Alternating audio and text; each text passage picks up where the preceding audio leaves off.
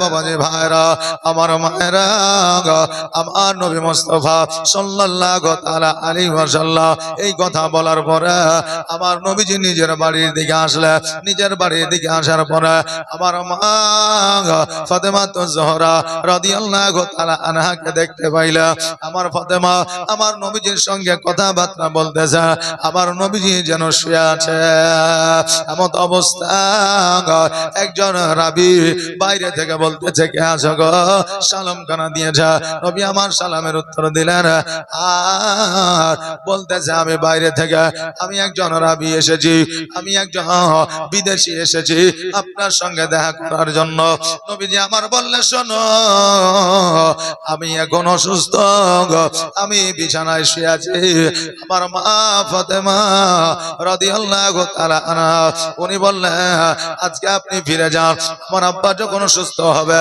আবার আপনি আসবেন আমার আব্বা জানের সঙ্গে দেখা সাক্ষাৎ করে নেবেন সেই দিন আপনার ফিরে চলে গেল পরের দিন যেন আবার আসলেন আবার সালাম দিলা আমার ফাতেমা বললেন আজকে অসুস্থ আজকে আপনি ফিরে যান আগামী কালকে আসবেন ওই ব্যক্তি আবার ফিরে গেল পরের দিন আবার আসলে এবার আসার পরে আবার সালাম দিলেন আমার নবীজি বলতেছে ফাতেমা শোনো রে আজকে ওই বান্দাকে তুমি ফিরায় দিও না কারণ ওই বান্দাকে ফিরায় দিলে আল্লাহর কাছে আল্লাহর দরবারে নালিশ জানিয়ে দেবে আমি অনেকবার নবীর কাছে গিয়েছিলাম আমাকে ফিরায় দিয়েছিল অতএব তুমি আড়াল হয়ে যাও তুমি পর্দায় চলে যাও আর ওই বান্দাকে আমার কাছে পাঠিয়ে দাও কি কথা বলবে আমি একবার শুনবো ফাতেমা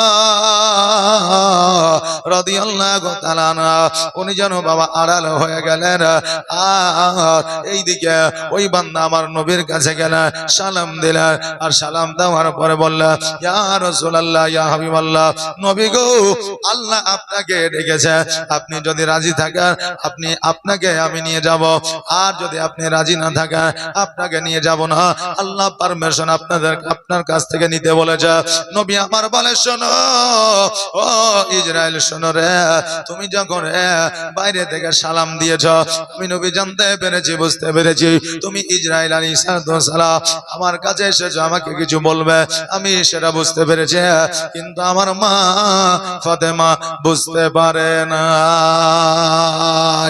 ও ইসরাইল শোনো আমার আল্লাহ তাবারাক তাআলা যখন আমাকে ডেকেছে আমি জগতের মধ্যে আর থাকতে চাই না আমি জগতের মধ্যে থাকবো না অতএব আমাকে তুমি নিয়ে চলো ইসরাইল তবে শোনো রে আজকে তোমাকে আমি একটা কথা বলে যাই জগতের মধ্যে আমার উম্মতের যেমন করে জান কবজ করবে তেমন করে তুমি আমার জানটা কবজ করো ওই আমার উম্মতি কত কষ্ট পাবে আমি নবী একবার দেখতে চাই আমার হযরত ইসরাইল আলাইহিস সালাম আমার নবীজি বুকের উপরে হাতখানা রাখলে আর হাতখানা রাখার পরে আমার নবীজির জানটা যেন কবজ করলে আবার পুনরায় আমার নবীজিকে জানটা ফিরিয়ে দিলেন এবার আমার নবীজি বললেন ইসরাইল এত কষ্ট এত যন্ত্রণা এত ব্যথা এত বেদনা দিয়া আজকে তুমি আমার উম্মতের জান কবজ করিও না ইসরাইল আজকে তুমি যখন আমার বুকের উপরে হাতটা রেখে দিলা মনে হলো সারা পৃথিবীর পাহাড়টা যেন আমার বুকের উপরে চেপে গেল ইসরাইল শোনো আজকে যদি এইভাবে আমার উম্মতের জানখানাকে তুমি কবজ করো আমার উম্মতি সহ্য করতে পারবে না ইসরাইল বললে ইয়া রাসূলুল্লাহ ইয়া হাবিবাল্লাহ নবী গো আজকে আপনার উম্মতি যদি ভালো কাজ করে যদি ভালো পথের প্রতীক হয় যদি মুমিন মুত্তাকিন সালেহ হয় তাদের কোনভাবে জানটা কবজ করা হবে জগতের মধ্যে শিশু যখন আপনার মায়ের দুগ্ধ পান করতে করতে ঘুমায় যায় অমনি জানো ওই ব্যক্তি ওইভাবে কবে মৃত্যুবরণ করবে সে জানতেও পারবে না। আর জগতের মধ্যে যারা কমিন হবে, জগতের মধ্যে যারা সুদখোর হবে, জগতের মধ্যে যারা ঘুষখোর হবে, জগতের মধ্যে যারা বেঈমানি করবে, জগতের মধ্যে যারা হক মেরে খাবে, জগতের মধ্যে যারা মানুষের প্রতি মানুষের ক্ষতি করবে, তাদের জান কবজটা কষ্টকর ভাবে হইবে। জোরে বলেন সুবহানাল্লাহ। নবী আমার আল্লাহ দরবারে দোয়া করলেন, আল্লাহ গো আজকে এইভাবে আমার উম্মতের জানটা কবজ করলে আমি নবী সহ্য করতে পারবো না। তারা ব্যথা বেদনা যন্ত্রণা তারা সহ্য করতে পারবে না। আমার আল্লাহ বলে হাবিবে গো আজকে আপনার হাত ফিরাইয়া দিব না, তবে মওতের সময় যারা আপনার কালিমা তাইয়্যিব পড়বে, যারা আপনাকে স্মরণ করবে, যারা আমাকে স্মরণ করবে, যারা 5 ওয়াক্ত নামাজ পড়ে জগৎ থেকে বিদায় নেবে, আমি আল্লাহ তাদের সম্মানের সহিত মওত দেব, তারা জানতেও পারবে না। এই বলে আমার নবীজি বলে ইসরাইল রে আর দেরি নয়, দেরি নয়, আমার জলদি করে আমার জান কাকাকে নিয়ে যাও, আমি আর জগতের মধ্যে থাকতে চাই না। ইসরাইল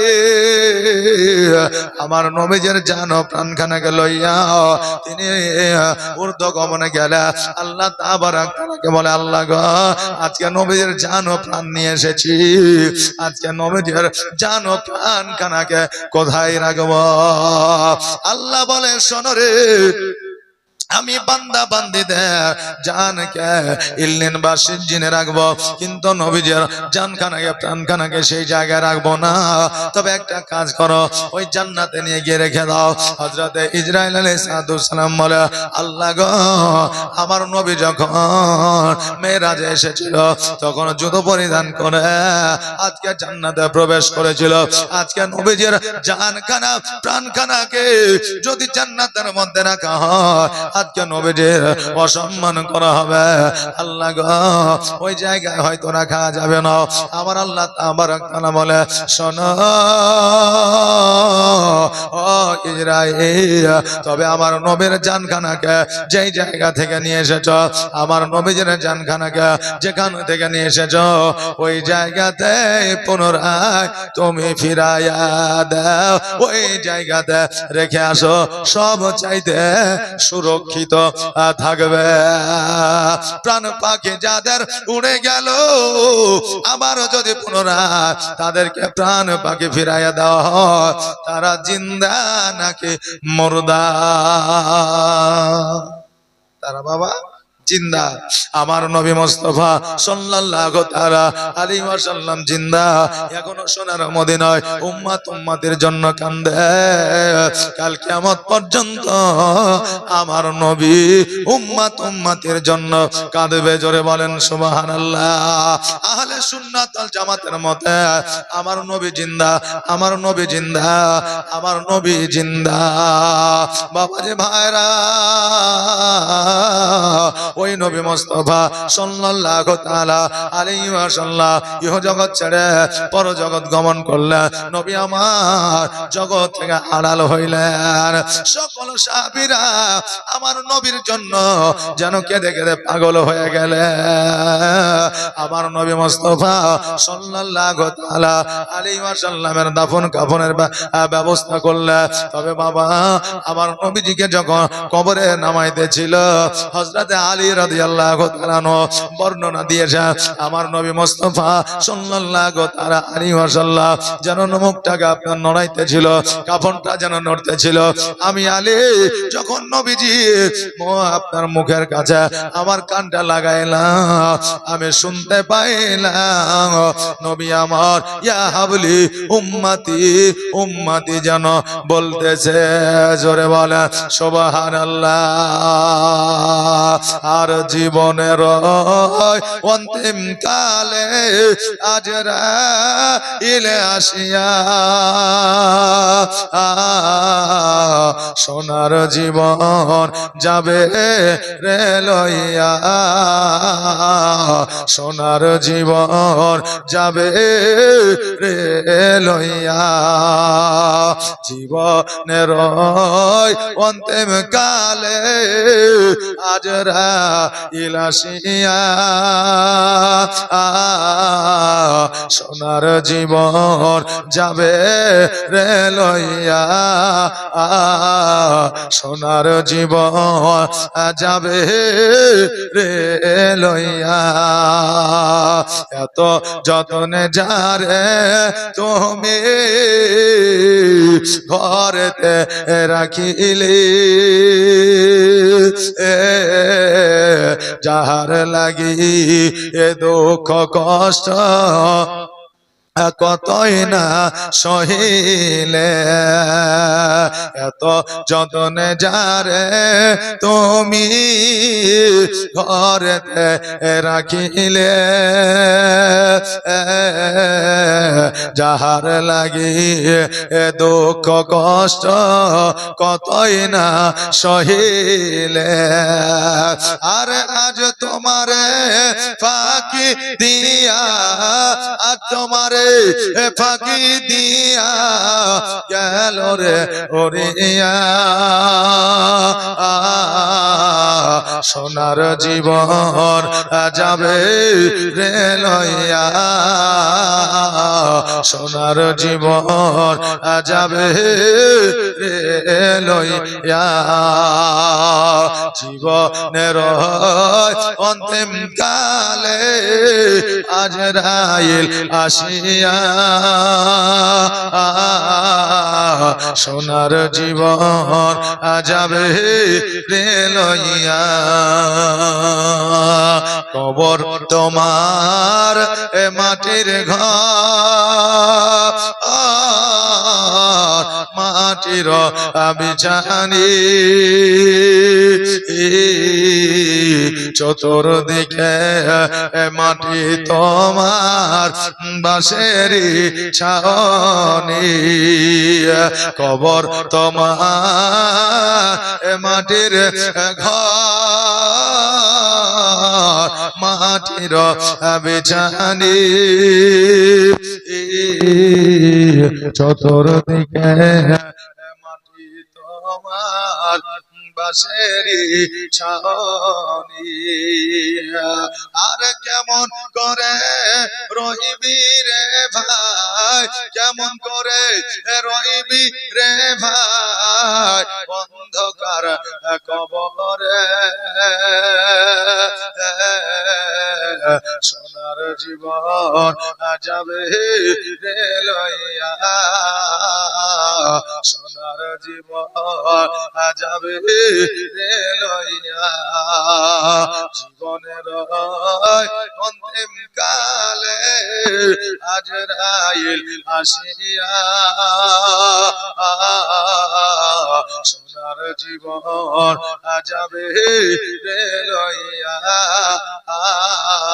সোনার জীবন যাবে রে লইয়া বাবাজি ভাইরা আমার নবী মুস্তাফা সাল্লাল্লাহু তাআলা আলাইহি ওয়াসাল্লাম যাওয়ার আগে চারজন খলিফা ছিলেন এই চারজন খলিফাকে আমার নবী মুস্তাফা সাল্লাল্লাহু তাআলা আলাইহি ওয়াসাল্লাম একটা ওসিয়ত করে গেছিলেন ওসিয়ত বুঝেন জি দুনিয়া ছেড়ে যাওয়ার আগে যারা সন্তানাদি স্ত্রী আর কাউকে যদি আপনার কোনো কথা বলে যায় আমার কাছে অমুক জনাই এত টাকা পাবে দিয়ে দিও এটাকে ওসিয়ত বলে আমাকে অমুক জায়গায় আমার দাফন করিও এটাকে ওসিয়ত বলে অমুক মাওলানাকে দিয়ে আমার জানাজাটা পড়াইও এটাকে ওসিয়ত বলে যতক্ষণ আপনার সাধ্য মোতাবেক আপনি চেষ্টা করবেন মৃত্যু ব্যক্তির ওসিয়ত পূরণ করার বেরাদার আমার নবী যে একটা ওসিয়ত করেছিলেন, ওসিয়তটা হইল যে আমার একজন পাগল আছে, আমার একজন প্রেমিক আছে, যার নাম হবে ওয়াইস করণী, যার নাম হবে ওয়াইসাল করণী। বাবারে একজন রাবি একজন নাম লিখেছে। রে বেরাদার আমার নবী বললেন আমার একটা ছেঁড়া জুব্বা মুবারক আছে, পুরানো জুব্বা মুবারক আছে, এই জুব্বা মুবারকটা ওই ওয়াইস করণীর কাছে তোমরা পৌঁছায় দিও। তোমার বললে হুজুর গো আমরা জীবনে তাকে দেখি না, আমরা কেমন করে তাকে চিনতে পারবো? আমার দয়ার নবীজি বললেন ওমর শোনো, ওই ওয়াইস করণী গায়ে সাদা সাদা দাগ থাকবে আর তার চুলগুলো উস্কো খুস্কো থাকবে। আজকে তার পোশাক আশাকটা অত পরিষ্কার পরিচ্ছন্ন থাকবে না। সিরিয়ার মুখের দিকে সে জঙ্গলের মধ্যে ঘোরাফেরা করবে। ও ওমর ফারুক তুমি আর হযরত আলী আর ওসমান গেনে তোমরা তিনজনে ওই ওসিয়তটা পূরণ করে আসিও। আবু বকর বলে হুজুর গো আজকে তিনজন সাহাবী যাবে, আমার নাম কেন আপনি বললেন না? আমার দয়ার নবী বলে আবু বকর শোনো, এই জুব্বা মুবারকটা এই ওসিয়তটা যেই দিন ওয়াইস করণীর বাড়িতে পৌঁছাবে সেই দিন তুমি এই জগতে হায়াতে থাকবে না। আমার নবী ভবিষ্যৎবাণী দেন বলা। হ্যাঁ বাবাজি ভাইরা, আজকে নবী মুস্তাফা সাল্লাল্লাহু তাআলা আলাইহি ওয়াসাল্লাম ইলমে গায়েব যদি না জানলে, আমার নবীজি ভবিষ্যৎবাণী যদি না জানলে, আমার আবু বকর সিদ্দিক রাদিয়াল্লাহু তাআলা আনহুকে কেমন করে বলেছিলেন যে তুমি 2 বছর জগতের মধ্যে খেলাফত প্রাপ্ত হবে, 2 বছর পরে ইহ জগৎ ছেড়ে পরজগৎ গমন করবে। আমার মা ফাতেমা রাদিয়াল্লাহু তাআলা আনহাকে আপনার বলেছিলেন যে আমার ইন্তেকালের পরে তুমি 6 মাস জগতের মধ্যে বেঁচে থাকবে। এখান থেকে বোঝা যায় আমার নবী ইলমুল গায়ব, জোরে বলেন সুবহানাল্লাহ।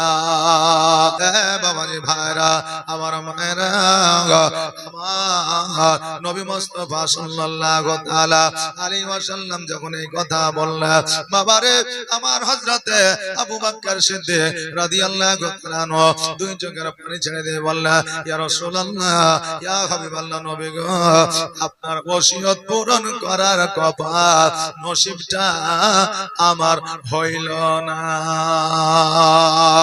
আমার নবী মুস্তাফা সাল্লাল্লাহু তাআলা আলাইহি ওয়াসাল্লামকে যে জায়গায় বাবা দাফন করা হয়েছিল ওই জায়গাটা ছিল হযরত আয়েশা সিদ্দিকা রাদিয়াল্লাহু তাআলা আনহার ঘর ছিল। এ বাবা আজকে যে জায়গাটা আমার নবীজির রওজা মুবারক হয়েছে ওই জায়গাটা আয়েশা সিদ্দিকা রাদিয়াল্লাহু তাআলা আনহার বাবা ঘর ছিল। আমার নবীজি যখন আয়েশা সিদ্দিকা রাদিয়াল্লাহু তাআলা আনহার ঘরে যখন আপনার আরাম করতে লাগলেন, বিশ্রাম করতে লাগলেন, এইদিকে সাহাবীরা আমার নবীর সঙ্গে যেন পাগল হয়ে আছে। এত পাগল একদিন নয়, 2 দিন নয়, 7 দিন পর্যন্ত সাহাবী কেরামগণ খাওয়া দাওয়া পর্যন্ত করে নাই, রান্না বান্না করে নাই, এমনকি ছোট ছোট বাচ্চা কাচ্চারা পর্যন্ত মায়ের দুগ্ধ পর্যন্ত পান করে নাই। জোরে বলেন সুবহানাল্লাহ। বাবাজি ভাইরা, এবার হঠাৎ করে হযরতে বেলাল রাদিয়াল্লাহু তাআলা আনহু আবু বকরের কাছে আসলে, আসার পরে বলে আবু বকর শোনো, আমি বেলাল আমি সহ্য করতে পারি না, আমার নবী এই মদিনার মরুভূমিতে হেঁটে যায়, আমি ওই মদিনার মরুভূমি দিয়ে যখন হাঁটে আমার নবীকে মনে পড়ে যায়, আমি যখন মসজিদের দিকে যাই আমার নবীকে মনে পড়ে যায়, আমি আজান কেমন করে দিব,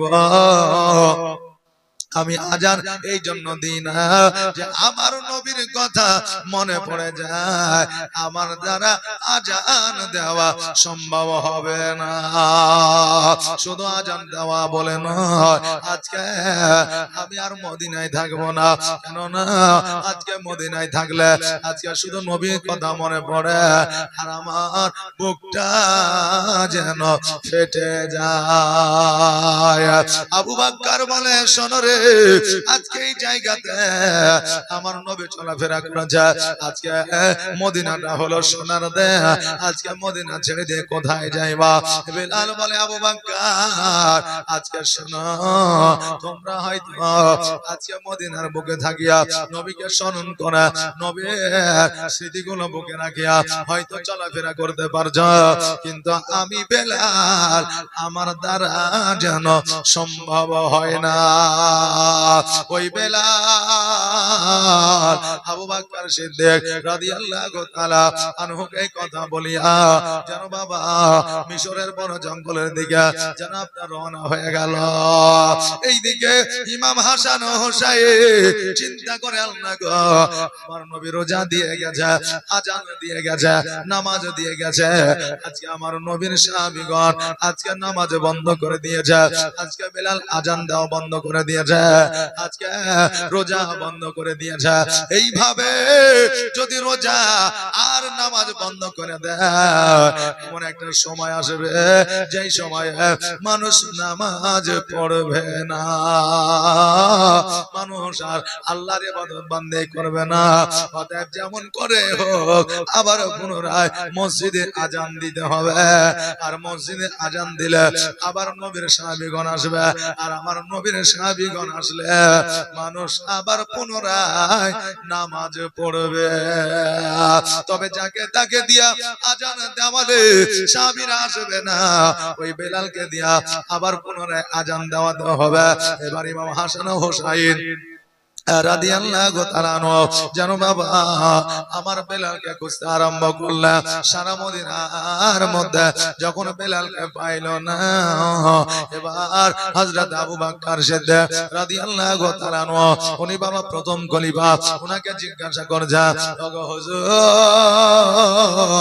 আজকে আমাদের মুয়াজ্জিন কোথায় গেছে?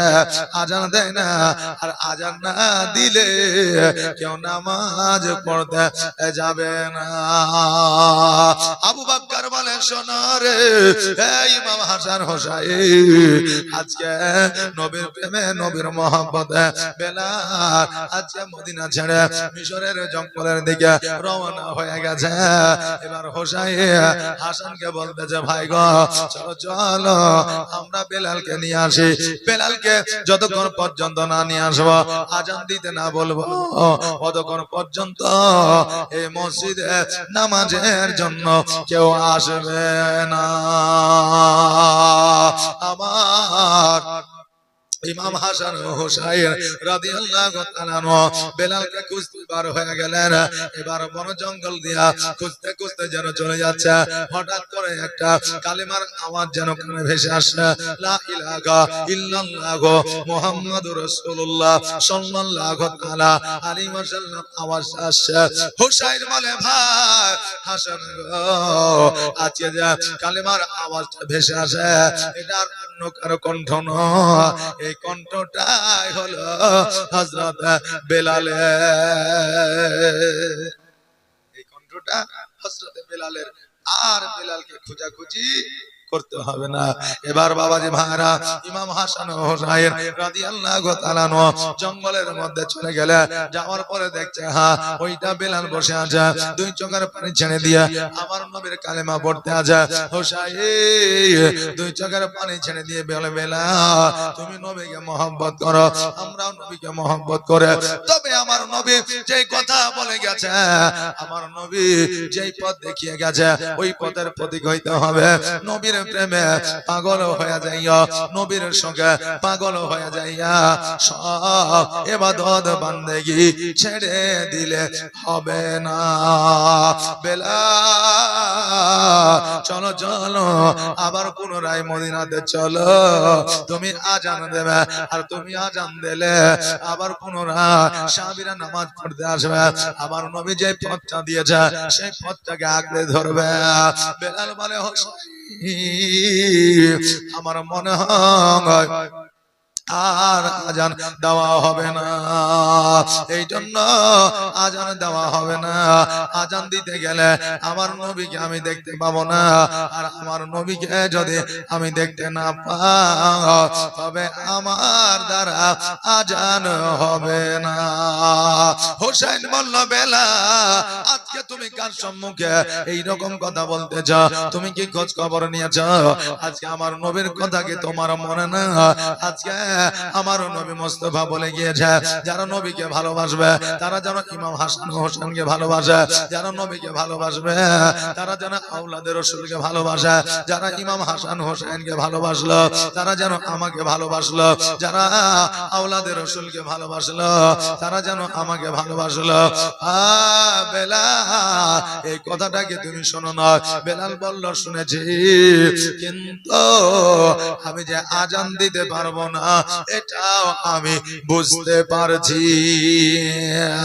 হোসেন বলে বেলাল আজকে আমি হোসেন তোমাকে যখন অর্ডার করেছে, তোমাকে যখন আদেশ করেছে তোমাকে শুনতে হবে।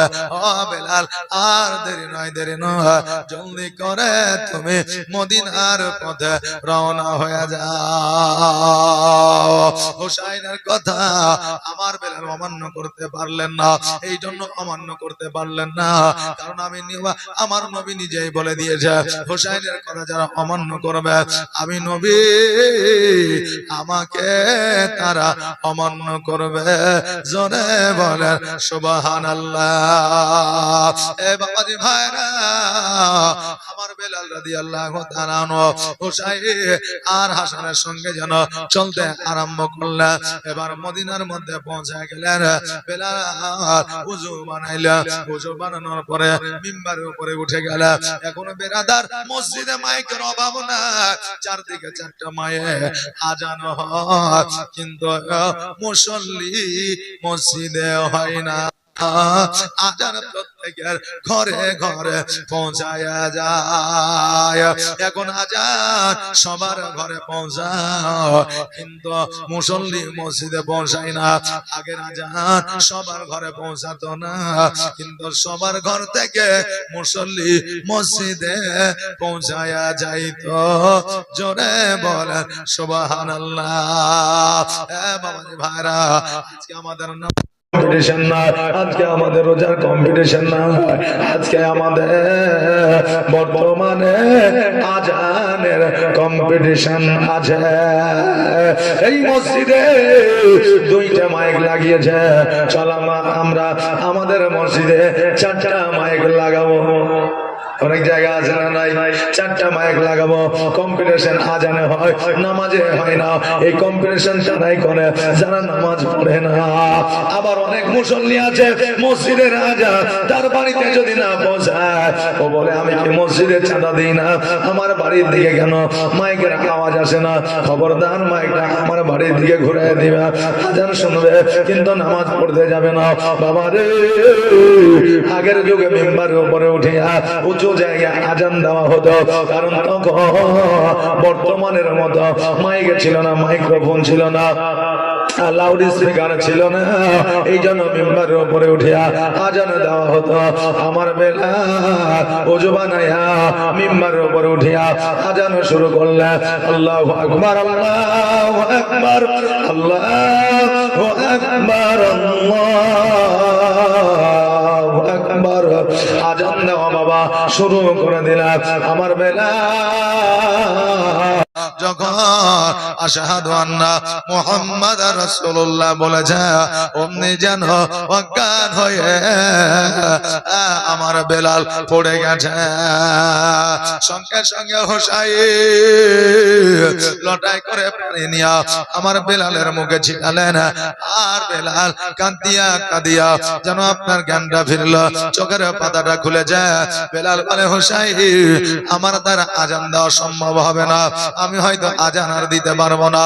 হোসেন বলে বেলাল আজকে আজান দিতে যাইয়া যদি তোমার প্রাণও চলে যায়, যদি তোমার জানও চলে যায়, যদি তোমার মত হয়ে যায়, তবুও তোমাকে আজকে আজান দিতে হবে।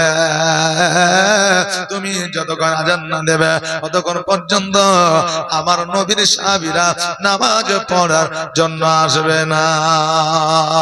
নবী গো তোমার মতো এত ভালো, তোমার মতো এত ভালো কেউ তো আমায় বাসে না, তাই তো নবী আমি তোমার দিবানা, তাই তো রাসূল আমি তোমার দিবানা।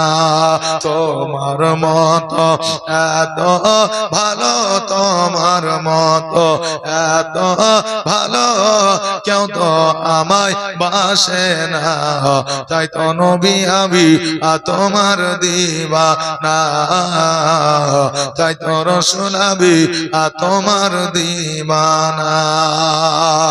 ও কি শুনেছি কিতাবের লেখা, নবী ছাড়াই আমার জীবন থাকা গো, নবীজিকে ভালো না বাসিলে, নবীজিকে ভালো না বাসিলে আল্লাহ পাওয়া যাবে না, তাই তো নবী আমি তোমার দিবানা। তোমার মতো এত ভালো, তোমার মতো এত ভালো কেউ তো আমায় বাসে না, তাই তো নবী আমি তোমার দিবানা, তাই তো রাসূল আমি তোমার দিবানা।